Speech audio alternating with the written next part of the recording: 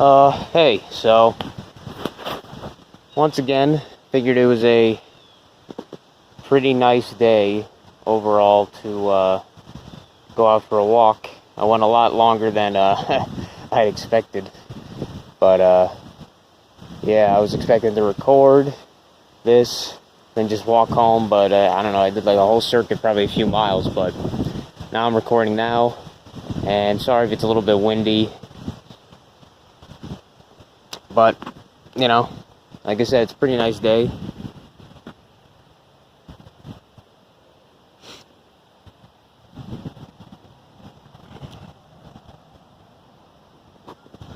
I'm not where I normally am, but, you know, figure a little bit of change of scenery. But the main topic I wanted to talk about in this was basically more of the concept of the whole language thing that I talked about two of these walks ago, or whatever. The topic of language and everything, and just the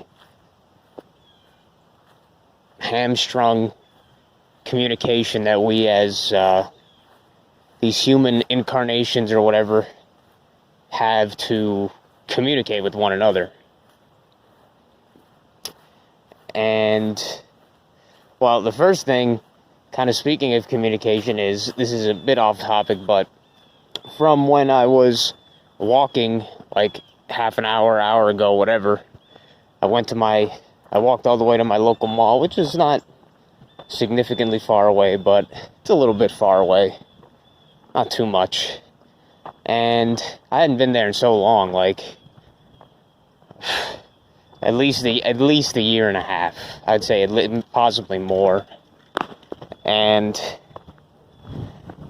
like, while the place looked the same generally, it was so, I don't know, maybe it's just my perception, but man, it is just so alien now. Going out to these public places, I don't know, like, maybe it was like, there was enough people, considering how early it was on a weekday, a Monday, I guess, but besides the people just being around, it just felt like dead it just felt like dead. And, you know, a few stores that had been there before, they weren't there anymore. The movie theater, at least as far as I could see, it was looked like it was closed. Like, all the food court places in that mall were closed, or whatever, in that that movie theater area. And it used to be that, you know, as one would say, it was pretty poppin' at some point years ago, but now it's just completely dead. I'm like, wow, that's weird. And I mean, I've been to the mall before, even before all this crap, and, you know, it'd been kind of going that direction. It's all clothing stores and stuff.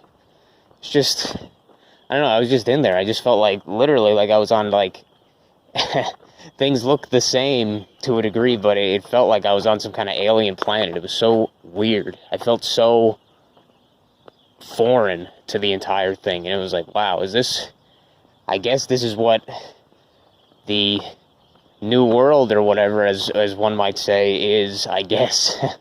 And I've definitely not adapted to it in any regards. It's just so weird. I mean, either way, it was a nice walk, but it was just very, very strange. But yeah, besides that little tangent, about the language thing. So, I was doing, oh, this looks pretty nice right now.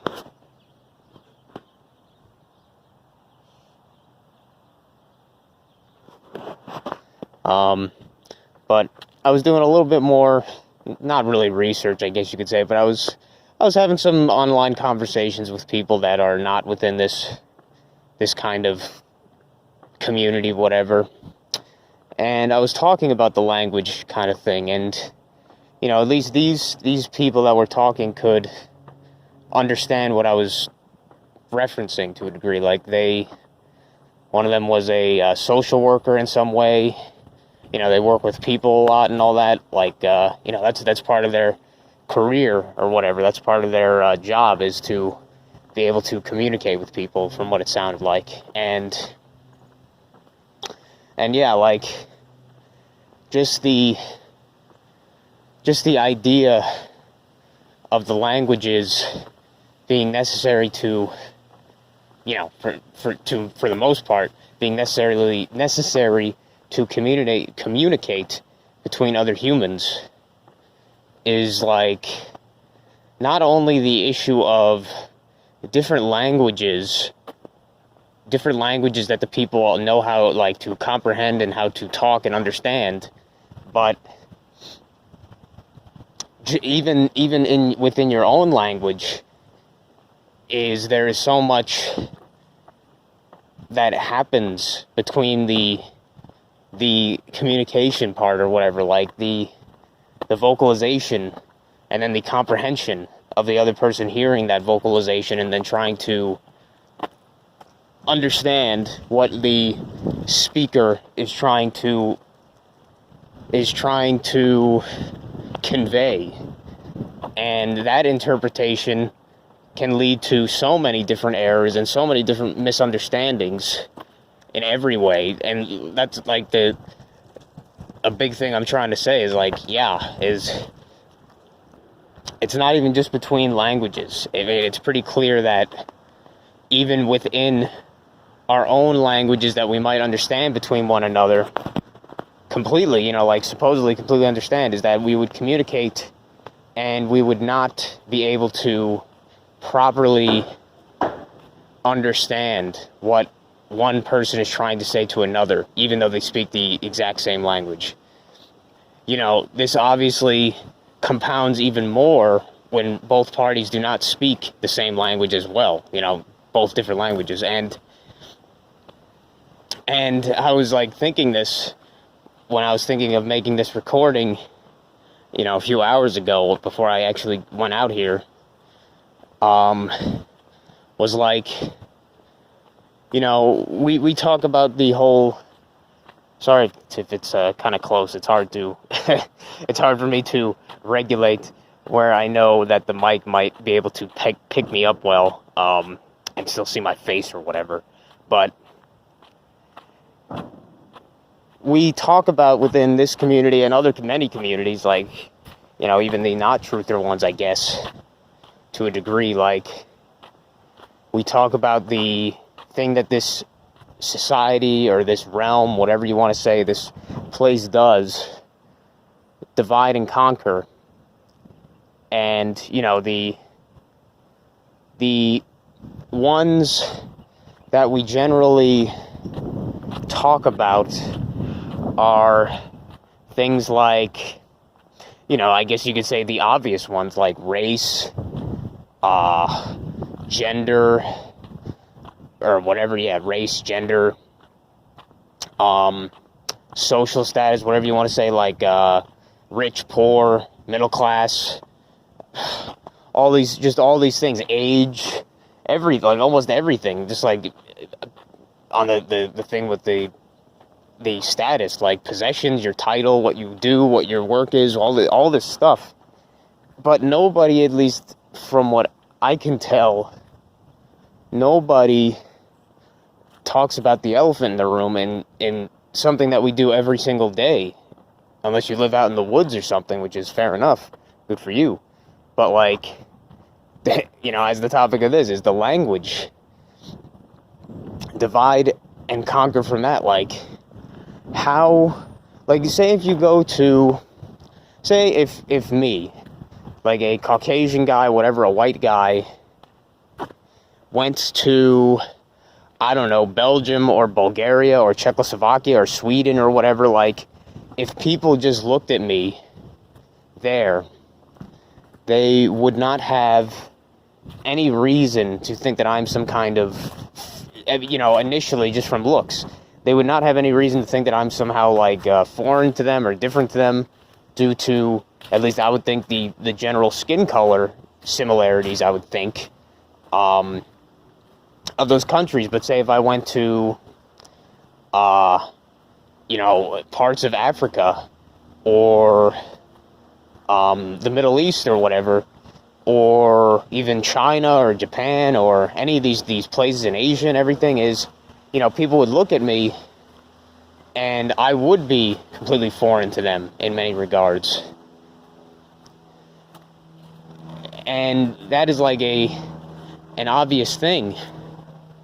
But nobody, like I said, addresses the elephant in the room with the divide and conquer of the language differences. Because, think about it. There can be 1/3 of the world could relate with one another in some way due to their, just for something stupid like race, skin color, or whatever. But even less, there is even more divides from something as simple as languages. So, if I went to Sweden or Czechoslovakia, or like I said, all these places, and as soon as I tried to talk Hungary, as soon as I tried to talk, then they would know that I am foreign to them, that I am alien to them in a way. I am not from there. And I don't know how many different languages there are around the world and such, but there is definitely a lot more than are prescribed colors and races and genders and all this stuff. So I would say that the different languages are even more so a divide and conquer thing, but nobody ever really talks about it, I think. And it's even more important because this is literally the vehicle of which we communicate between each other, between one another. So having something so basic to that communication, I guess, that vehicle to understand each other in some way, having that thing so basic being constantly divided and broken down in every possible way, just due to so many different things. Like, hey, even what is the term where people might have different types of ways they speak the same language, like someone in Britain would speak English, or whatever, England would speak English, and America would speak English, but there'd be so many vernaculars. Is that the term? I forget. But they would speak slightly different, or even significantly different between those languages, that there would be problems, like, something stupid, like in the UK they would call a cookie what we would call like a cookie, like a sweet thing, like a sweet, like chocolate chip cookie or something. They would call it a biscuit. Anything like that, they would call it a biscuit. And then when we hear biscuit, we would think of like something that you put butter on, like a home-baked biscuit kind of thing. And they would think of a cookie, what we think is a cookie. Like, even something as simple as that, speaking the exact same language technically, they would not be able to, they would have a communication fault or breakdown, whatever you want to say. And it can even be said to people that are communicating, like I said, the same language with the same vernaculars from the same regions, and they could still completely mistake what they're saying. Like, what this one guy was saying online was like, during his job, or in his life, when he is with friends or whatever, he tries to now, or they, I guess you could say, they both, when they think that they're not understanding each other properly or whatever, that there's some kind of communication breakdown, they actually say like, hey, what I just said, tell me what you think I was saying, or what you think I said, and like basically have them try to repeat back what you're trying to say, and then the person that was speaking before would hopefully be able to determine if there was a communication breakdown in some way. If they didn't understand what the point they were trying to make and such, and what their purpose was. And then they would, hopefully be able to resolve it after that, realizing that there is some kind of communication breakdown. But, hey, at least from my experience, that almost never happens. Like, that is a exceptionally rare occurrence for people to actually be like, hey, I think we're not understanding each other. That kind of deal, like realizing that. So, yeah, that is not the norm. I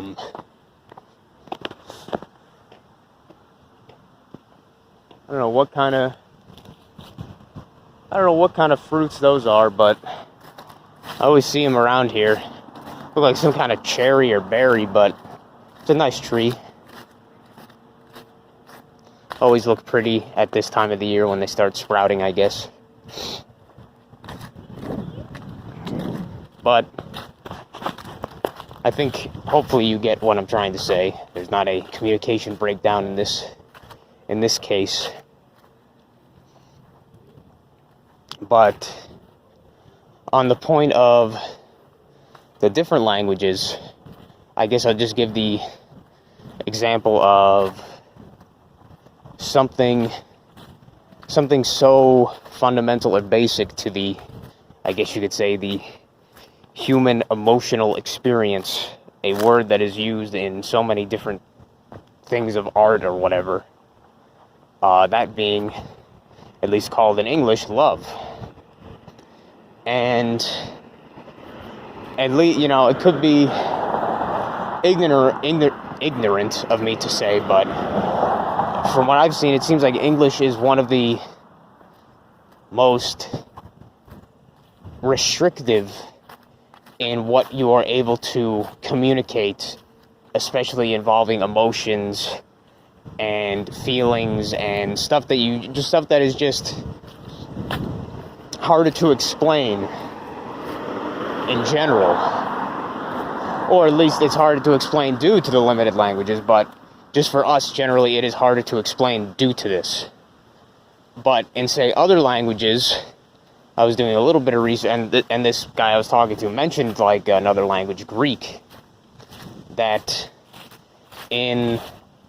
let's say, okay, so English, no, let's go with what I looked up with Japan. In Japanese, there, at least with this person listed online or whatever, this source, there is at least 3 different ways to say love or communicate love, and they all mean different things generally in that same thing, in that same emotion, whatever. So the first one would be Suki. Suki.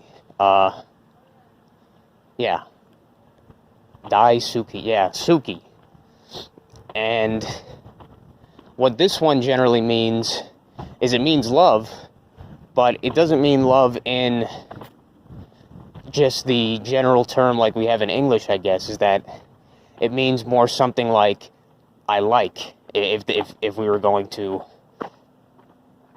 literally translate it to English, I guess, which even doing that loses a lot of meaning, as it is by design. But Suki means something like I like.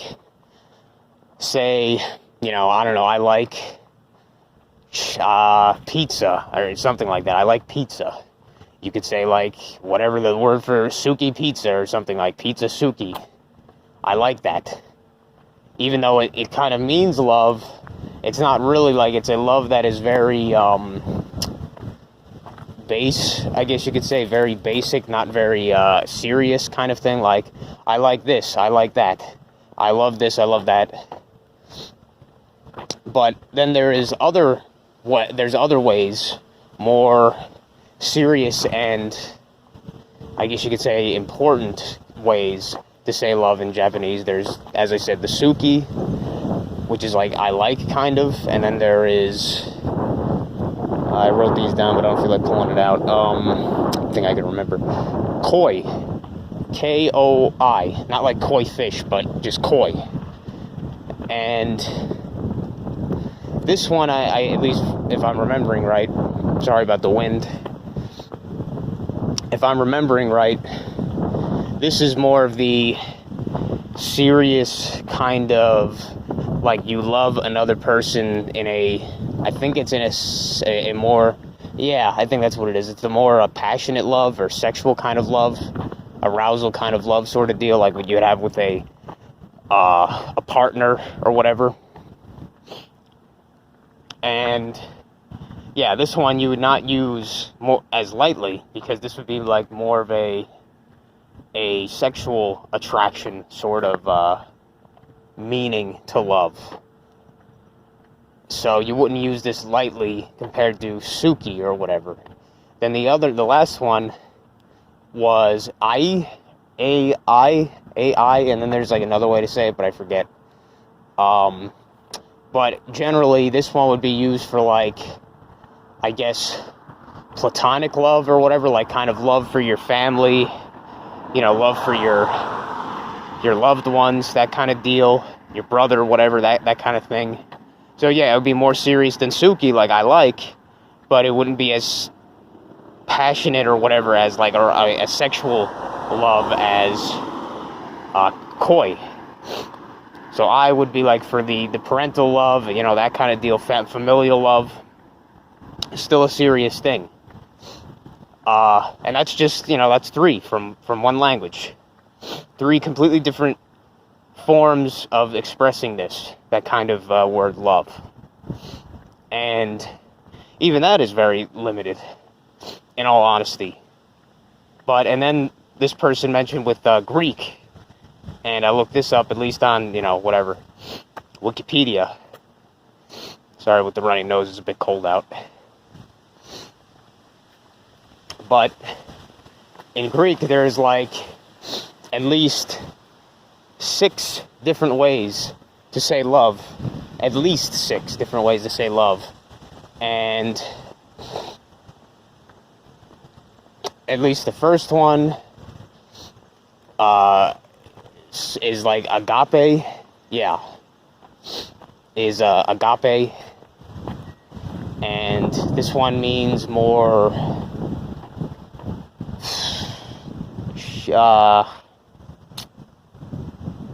this one means more, I think, the brotherly kind of love, if I'm not mistaken. Like I said, I could be completely wrong on some of these. I literally just kind of memorized them, tried to. But, alright, I got the paper now.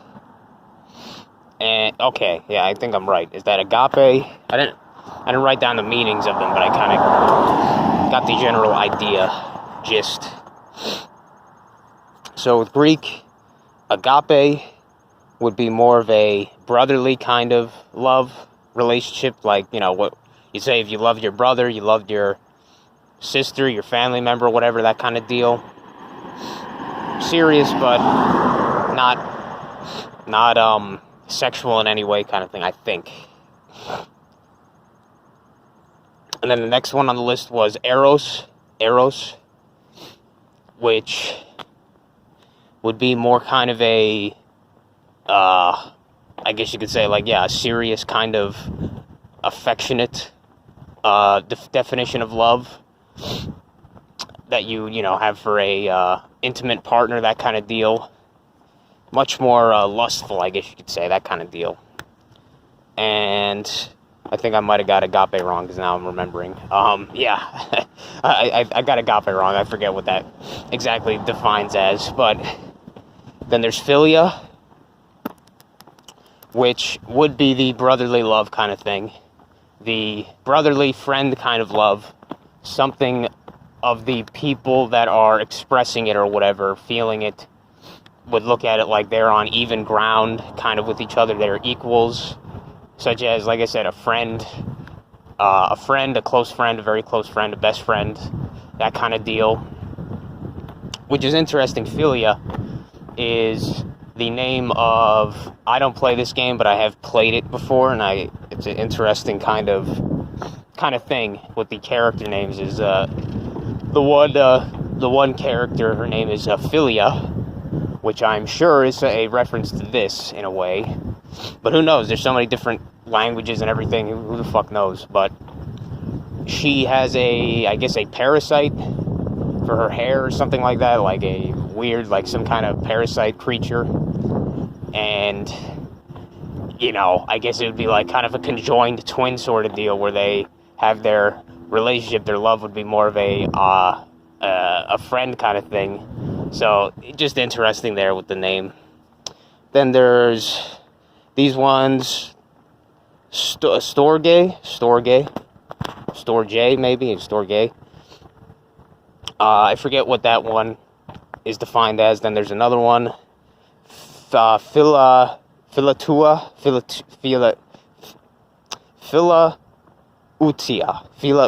maybe. That one I also forget what it means.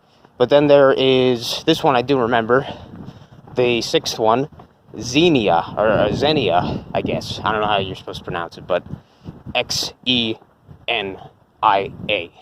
Xenia.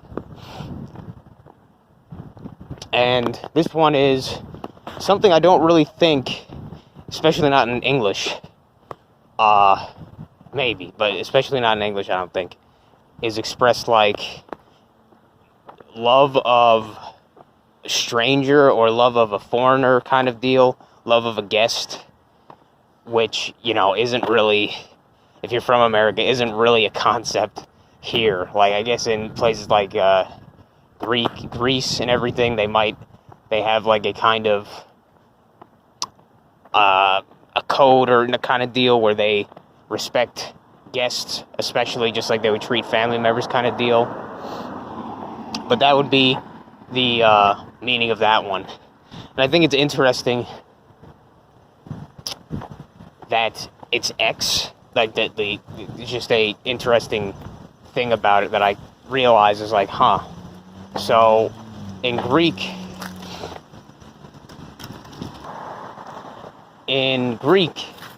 the term for in this case, like a love of a guest or a stranger kind of deal, an alien, you could almost say, is almost the exact same word, or they like the exact same word almost for, in English, xeno, which I think by itself would be like alien in some way, like xenophobia, xenophilia, love of a fetish for aliens, and the other one a fear of aliens, that kind of thing. You know, it's a term used fairly often, and it's interesting that for both of these, they mean stranger, alien, something not, foreign kind of deal, that they both start with X, which, at least from my knowledge, in English especially, it is a very rarely used letter, the X. Like, there's not many words that start with X, or just use it in general, I don't think. And it might be the same in Greek, but yeah, that's just a very strange, interesting aspect of that specific word that made me think like, wow, yeah, just another of the fuckery of the the language magic or whatever that we've been given. I'm back, and so at least now on the English part, which is not that complicated, I guess you could say, or it maybe is very complicated, but me as an English speaker, it's, I understand that, yeah, it is very limited, especially in English, is the term love, and trying to use it in different ways. Like, in English, I'm sure that, as some of you can probably understand what I'm getting at, is like, if somebody just says love, I love my brother, I love my sister, I love my mother, I love my girlfriend, I love my boyfriend, I love my dog, I love this pizza, I love this thing, I love video games, I love nature, I love the sky, I love this, I love that. Like, every single one of those, based on the context, have completely different meanings that could be construed from them. Like, if somebody says love for a child or something of that nature, it almost, in English, could be seen as like a perverted thing. Whereas in some of the other languages, they would have a better way to describe these things. Like, I guess the way you'd have to do it in English is you'd have to add a word usually before the word love, specifically. Like, you'd specify brotherly love, or neighbor, love of a neighbor, that kind of deal. Love of, even that, it isn't a good way to describe it. Like, it can't, you know, if you say neighborly love, you can't even, like, really, almost anybody, even speaking English, wouldn't be able to understand, like, what exactly that means or something, or brotherly love, or, you know, just right there's a breakdown in communication even between other English speakers because of how limited that form is. And with that, it just shows that, you know, our languages are completely screwed up. Like, they're made that way on purpose. One, having the different languages from other people, you know, other cultures. Like, hey, man, you could leave the country.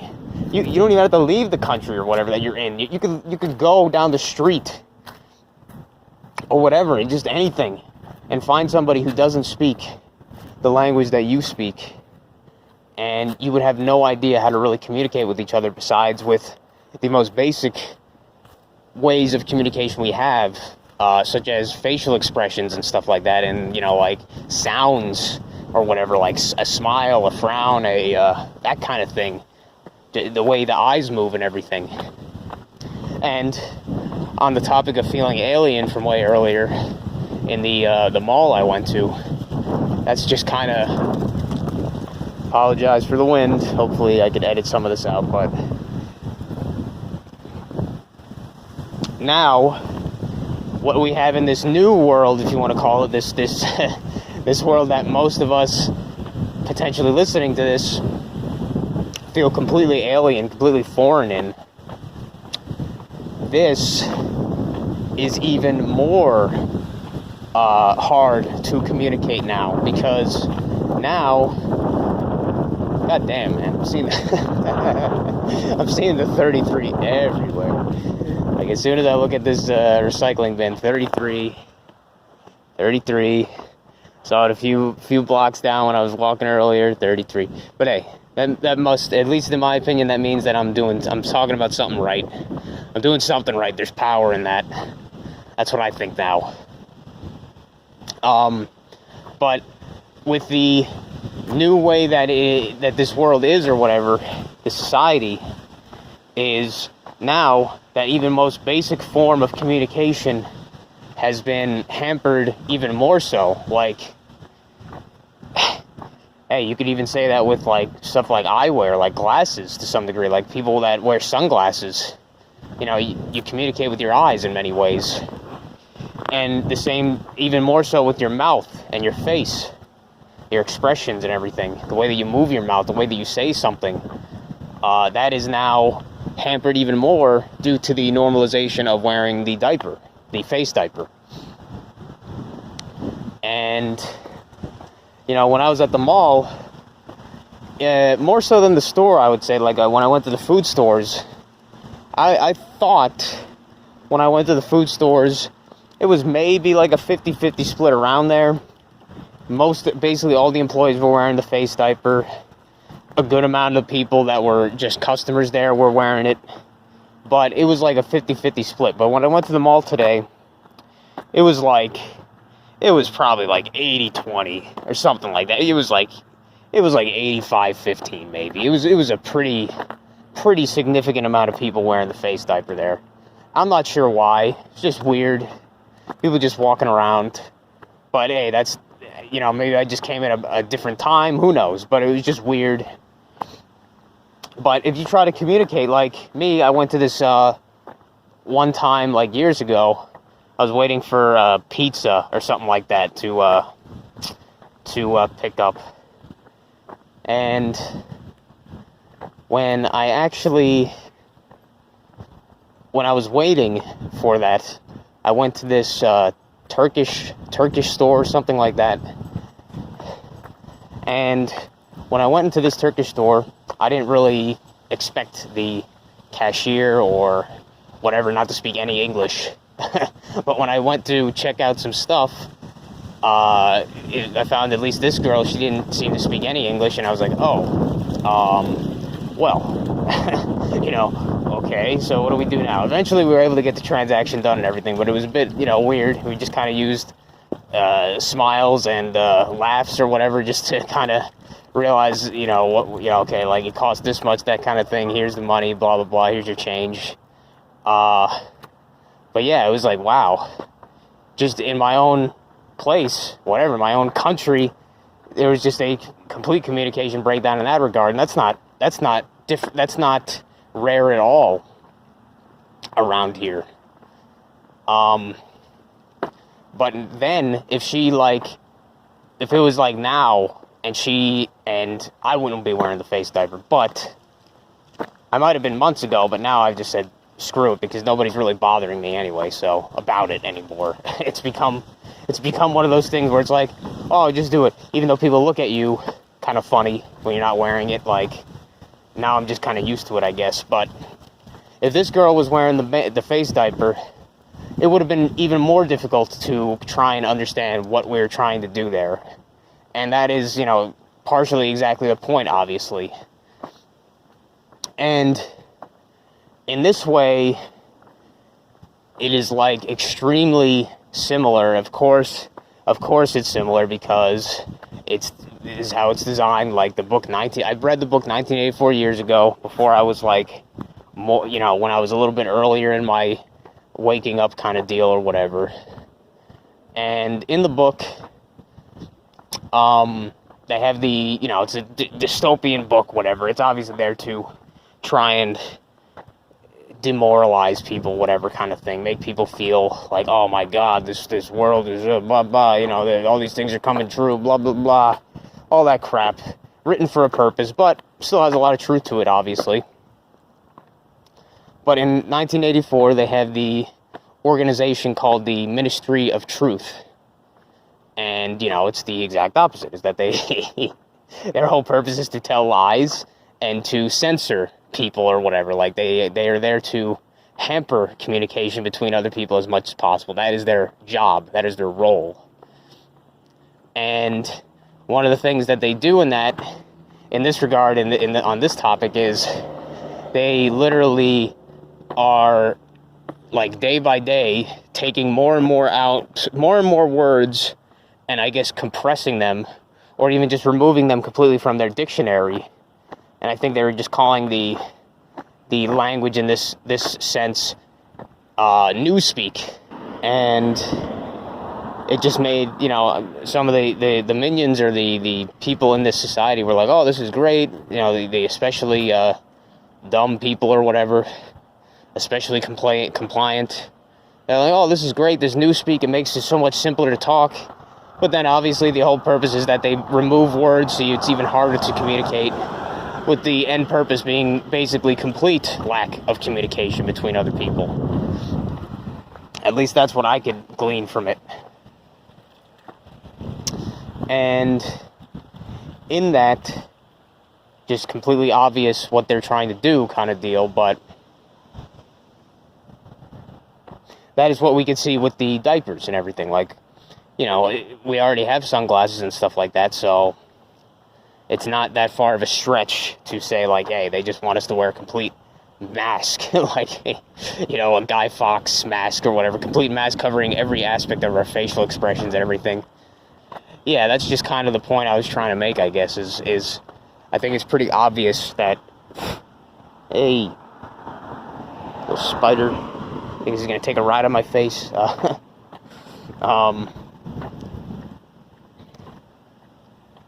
Sorry, buddy, but the point I was generally trying to make is I think it's fairly clear. Just saying, like, once again, how limited this human language that we have, that we've been given, is. Every language, not just English, but I think English is, the fact that it is made to be one of the most widely spread out languages in the world, most widely known, is not a coincidence. Obviously, it is not a mistake. It is not because English is particularly good at communication, efficient, that is complete horse crap. It is not, but it is there to try and further reduce the ability for humans to communicate properly their emotions, their feelings, their philosophical ideas, spiritual ideas, things like that. And the other languages do the same thing, but some of them are obviously better at doing that than English. And I guess the end thing I wanted to talk about in this video, at least, was what should we do, I guess, or how should we think, or what should we do? How should we do something about this, I guess, about realizing that we are purposely made to have poor communication between other human beings in this society, this realm, this reality. And see, I was thinking with Earthbound and stuff like that, I was like, man, I think it'd be interesting if I learned Japanese or whatever.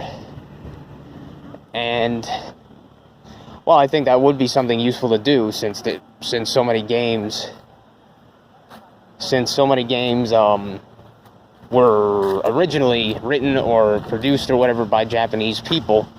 So they speak that language. That's what the original text is in. So I think that might still be useful. But then I'm like, man, what am I going to learn every single language? Which I know that's not going to happen. Am I going to learn every single language in an attempt to be able to properly try to... And even then, it would still be impossible because there's so much that gets distorted between any language, as I've said before. So it's kind of pointless to go overboard with that, trying to think like that's the solution, because it's not. Trying to communicate with just the human languages we've been given that are purposely made to be limited, purposely made to distort. And I'm like, well, maybe we definitely need to try something different, I say, in this regard. Like, and I've said this, I think, in my last video, walking and talking, with the superpowers thing, or whatever, the powers we have. And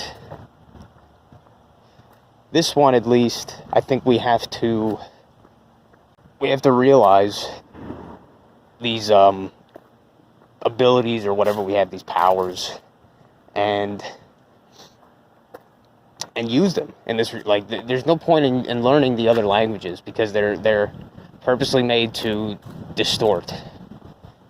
But the real thing is we have to learn how to communicate kind of with probably what has been conditioned out of us, or whatever. We've been made to forget in some way, that being able to communicate through, something, I guess the term would be in English would be like, telepathically or whatever, through the energy waves, as I might say it, or whatever, through, communicating through frequencies,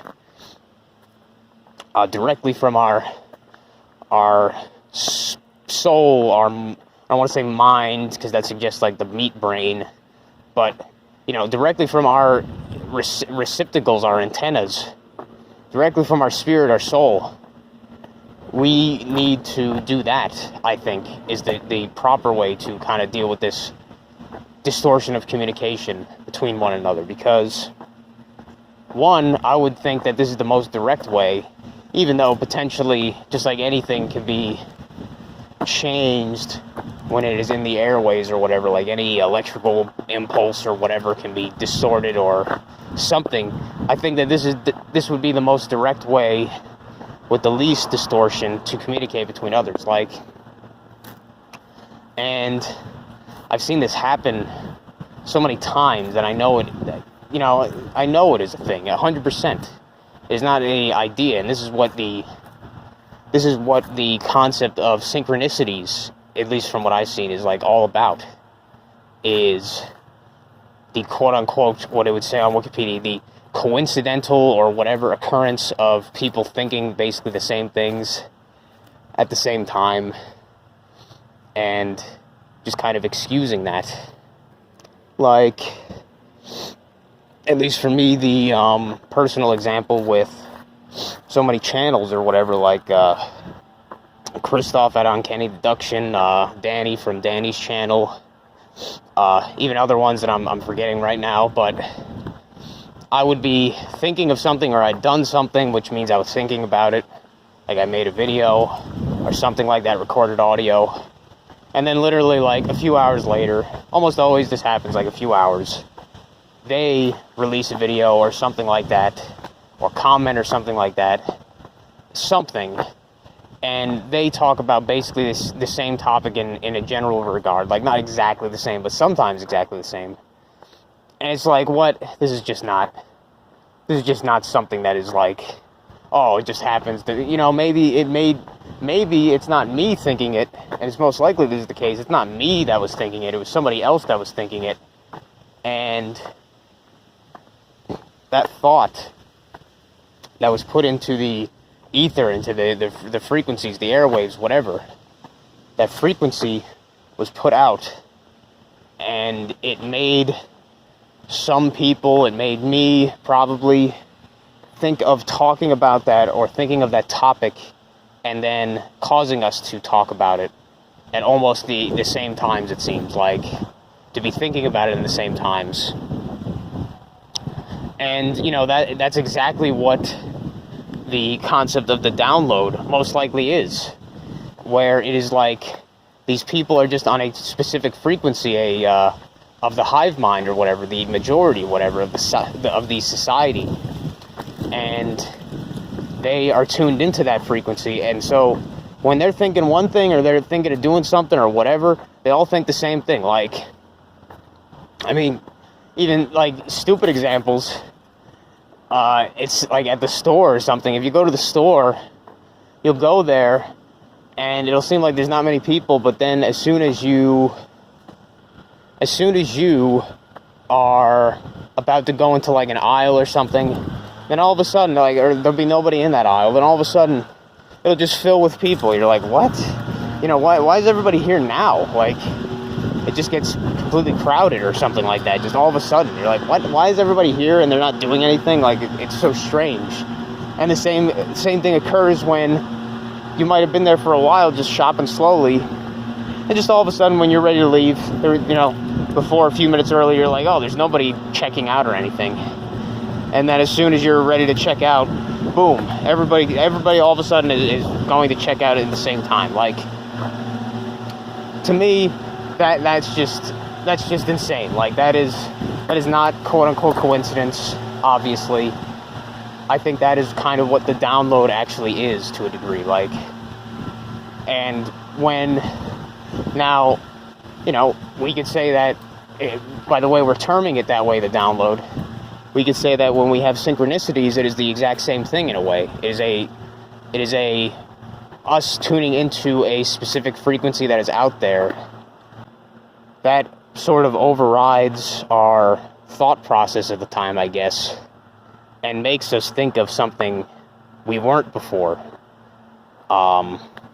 And, do I know how exactly that mechanism works? No, but I think I'm getting a better idea thinking about it this way, I guess, because it really does seem to make complete sense to me, like seeing how these patterns or whatever. But the important thing is possibly trying to not make this such a random occurrence, but one that we can control, because like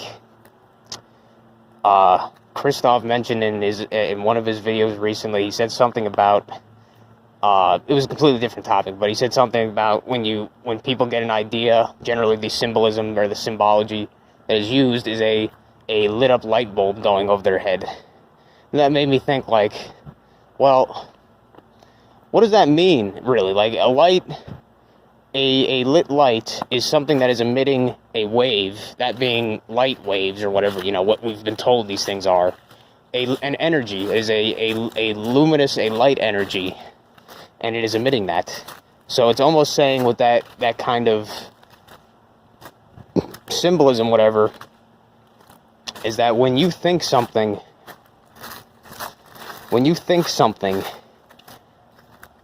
consciously or not, or purposely or not, you are putting out a wave.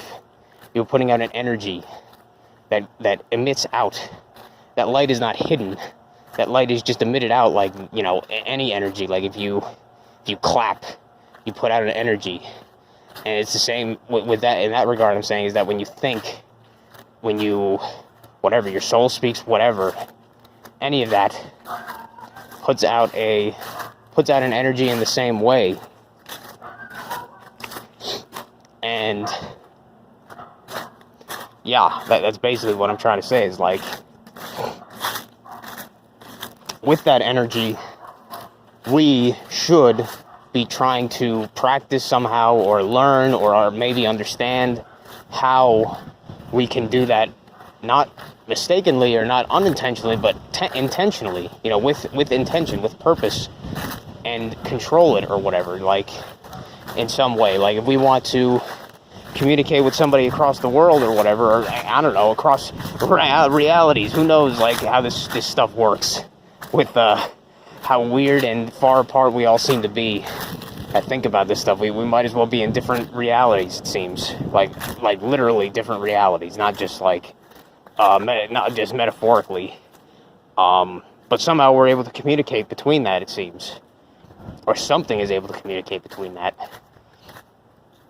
And if we learn how to control this, then we can, actually, I guess what I'm trying to say, actually communicate less inhibited or less hindered by the purposely made limited languages that have so much distortion in them. Like, even if this form of frequency tuning and emitting, even if that is still distorted and that is still has interference between it, I guarantee 5,000,000%, infinite percent, that 1,000 times whatever, that it'll be less distorted, it'll be more accurate than are these limited human languages and everything that we try to in vain communicate with. I think that's the main point, but just so I get this idea off my head, so I don't forget it or whatever, is on the topic of video games, at least. There is this old game that was only released in Japan, and it was only released for this one personal computer system at the time, which was just, its acronym was just PC-98.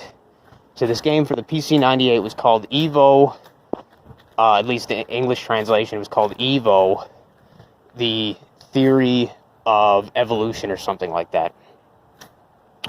And the whole game is about basically you playing this animal avatar, whatever you want to say, playing within this animal, and basically evolving, basically killing other animals and then evolving through that, and then eventually getting to such a point that you evolve to like a degree, and you're being helped out by, I guess, the goddess of life or whatever, a Gaia, in some way. And weirdly enough, you're actually fighting the devil in this, as it was translated. And I didn't play this, but I watched a walkthrough of it, or whatever you want to say, or somebody summarizing it. It was very interesting, and I don't believe the whole evolution thing at all personally, but I'm sure there's obviously truth to it.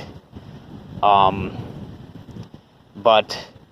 the interesting part is that when you get to your end of your evolution or whatever, is that basically the goal is to ascend to your highest possible evolution or whatever. And in this case, the highest evolution, after you defeat the devil with the help of Gaia and the earth and all that stuff, you and your entire society or whatever that you were able to create because of that evolution, basically the highest form being some kind of like spiritual being, I guess, like Gaia, in that, where basically you're like an energy being. You are just the form of pure energy. And I think this happens also. This happens in so many games, and it's like it's not a fucking coincidence at all. Like in this game, Lufia 2, I thought the story had some interesting aspects to it, but at the end of the day, it seemed like a very stupid story when they got at the end. But even then, when the two characters like die, sacrifice themselves, and they become spirits, they become like these energy balls, these energy beings. And that's like all these games. The same thing that happens in the end of Earthbound, kind of. I'll be talking about that partially of that in my next video involving Earthbound. But like in this Evo game, is that is the highest form, is this spiritual being.